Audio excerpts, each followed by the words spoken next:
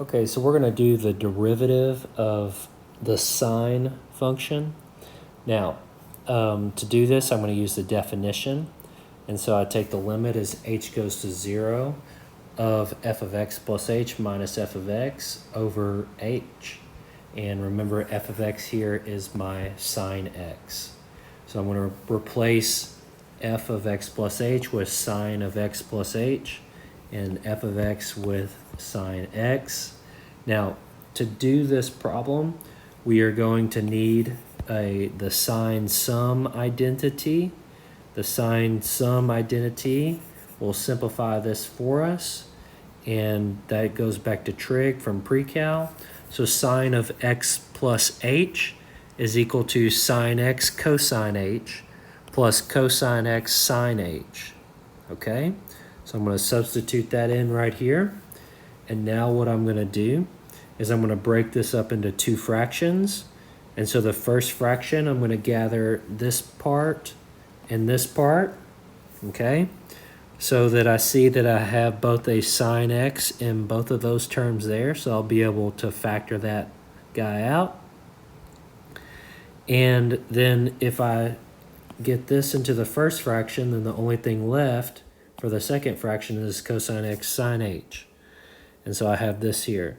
So I literally just split this fraction up into two pieces, okay? Both dividing by h. Remember, I take the limit with me everywhere I go, okay? I don't stop writing the limit after the first time. I write it all the way through. Now, from here, what I'm going to do, I'm going to factor the sine x out of the numerator here. And when I do that, I pull the sine x out. I have a cosine h minus 1 left in the numerator after the sine x is factored out. And then here, what I'm going to do is I'm going to pull the sine h out and the h, and then all I'll have left is the cosine. Okay? Why do I do this? These two are important limits. They are those special limits that we learned about. Let me think for just a second about which section that was in. That was in section 1.3, so you can go back to that video on special limits. And if I take the limit as h goes to 0 of cosine h minus 1 over h, I'm going to get 1. I'm going to get 0, okay?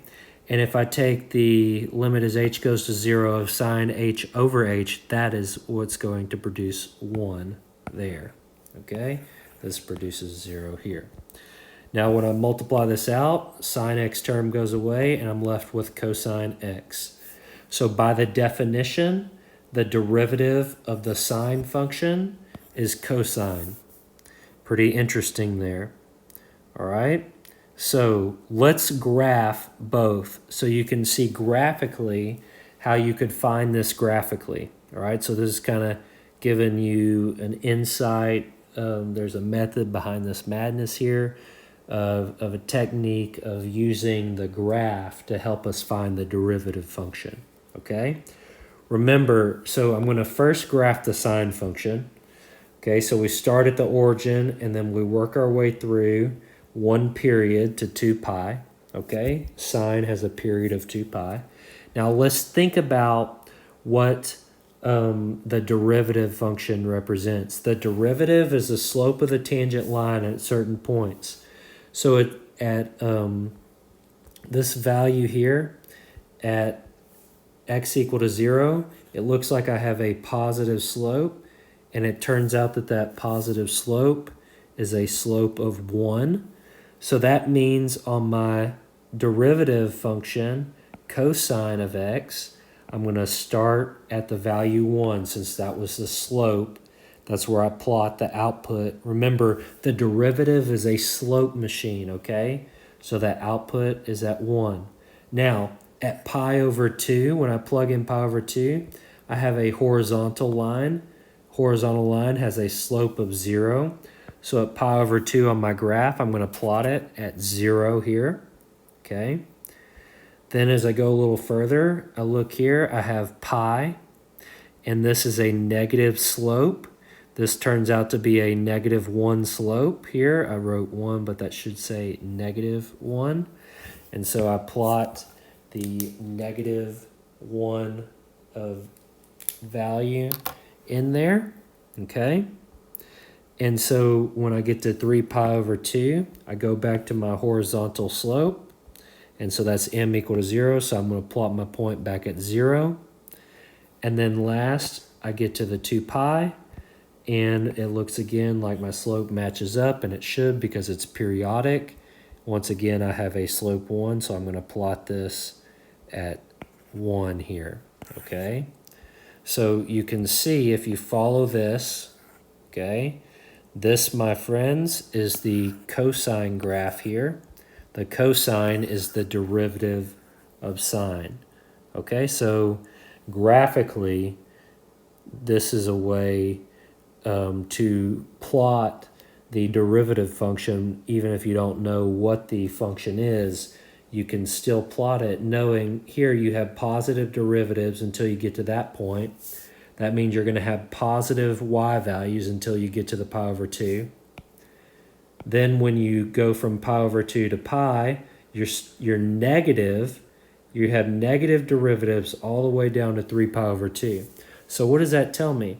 That tells me that all my values in here are going to be negative y values because that slope was negative. Now, the other thing that I'm told here from this picture is, look, the slope, or how quickly you're traveling down, changes with x, meaning it's a gradual fall down, but then all of a sudden it starts to pick up and it gets really, really fast.